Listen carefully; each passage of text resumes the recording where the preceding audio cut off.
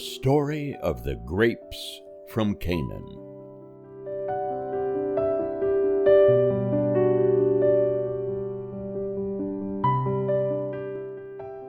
The Israelites stayed in their camp before Mount Sinai almost a year while they were building the Tabernacle and learning God's laws given through Moses. At last the cloud over the tabernacle rose up, and the people knew that this was the sign for them to move. They took down the tabernacle and their own tents, and journeyed toward the land of Canaan for many days.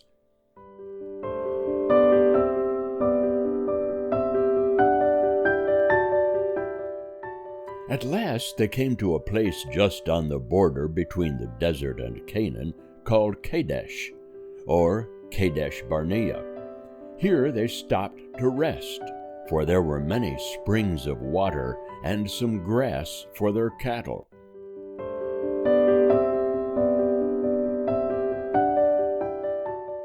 While they were waiting at Kadesh-barnea, and were expecting soon to march into the land which was to be their home, God told Moses to send onward some men who should walk through the land and look at it, and then come back and tell what they had found, what kind of a land it was, and what fruits grew in it, and what people were living in it. The Israelites could more easily win the land if these men, after walking through it, could act as their guides and point out the best places in it and the best plans of making war upon it.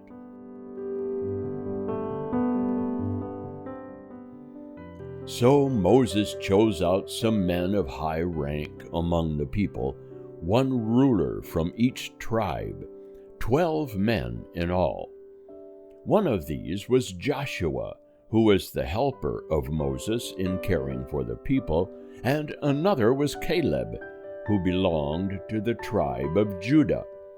These 12 men went out and walked over the mountains of Canaan, and looked at the cities, and saw the fields. In one place, just before they came back to the camp, they cut down a cluster of ripe grapes, which was so large that 2 men carried it between them, hanging from a staff. They named the place where they found this bunch of grapes Eshcol, a word which means a cluster. These 12 men were called spies, because they went to spy out the land. And after 40 days they came back to the camp, and this was what they said: "We walked all over the land and found it a rich land. There is grass for all our flocks, and fields where we can raise grain, and trees bearing fruits, and streams running down the sides of the hills. But we found that the people who live there are very strong and are men of war. They have cities with walls that reach almost up to the sky, and some of the men are giants, so tall that we felt that we were like grasshoppers beside them." One of the spies, who was Caleb, said, "All that is true, yet we need not be afraid to go up and take the land. It is a good land, well worth fighting for. God is on our side, and he will help us to overcome those people." But all the other spies, except Joshua, said, "No, there is no use in trying to make war upon such strong people. We can never take those walled cities, and we dare not fight those tall giants."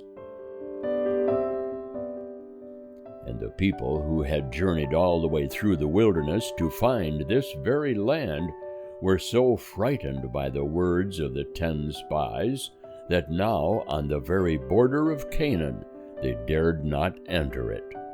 They forgot that God had led them out of Egypt, that he had kept them in the dangers of the desert, that he had given them water out of the rock, and bread from the sky, and his law from the mountain. All that night, after the spies had brought back their report, the people were so frightened that they could not sleep. They cried out against Moses and blamed him for bringing them out of the land of Egypt. They forgot all their troubles in Egypt, their toil and their slavery, and resolved to go back to that land. They said, "Let us choose a ruler in place of Moses, who has brought us into all these evils, and let us turn back to the land of Egypt." But Caleb and Joshua, two of the spies, said, "Why should we fear? The land of Canaan is a good land. It is rich with milk and honey. If God is our friend and is with us, we can easily conquer the people who live there. Above all things, let us not rebel against the Lord, or disobey him and make him our enemy."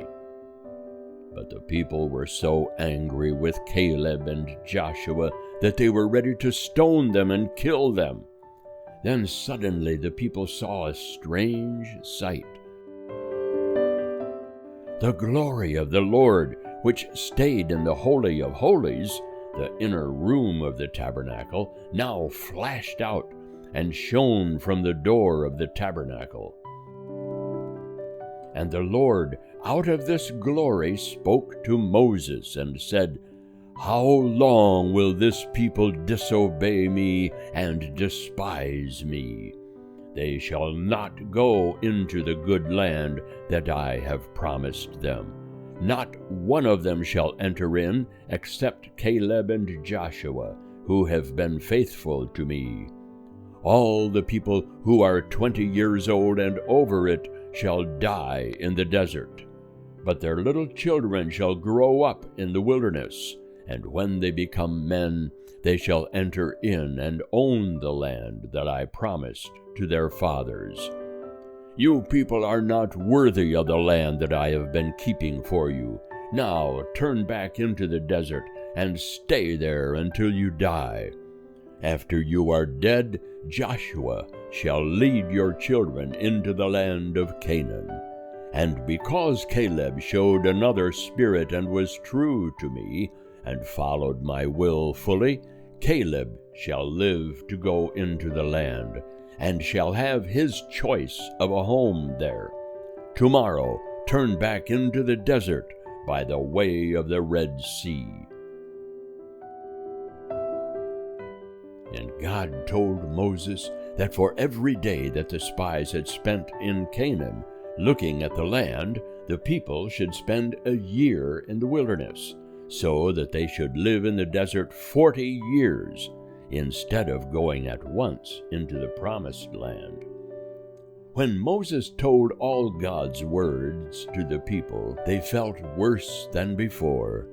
They changed their minds as suddenly as they had made up their minds. "No," they all said, "we will not go back to the wilderness. We will go straight into the land and see if we are able to take it, as Joshua and Caleb have said." "You must not go into the land," said Moses. But the people would not obey. They marched up the mountain and tried to march at once into the land. But they were without leaders and without order, a mob of men, untrained and in confusion. And the people in that part of the land, the Canaanites and the Amorites, came down upon them and killed many of them and drove them away. Then, discouraged and beaten, they obeyed the Lord and Moses and went once more into the desert. And in the desert of Paran, on the south of the land of Canaan, the children of Israel stayed nearly 40 years, and all because they would not trust in the Lord.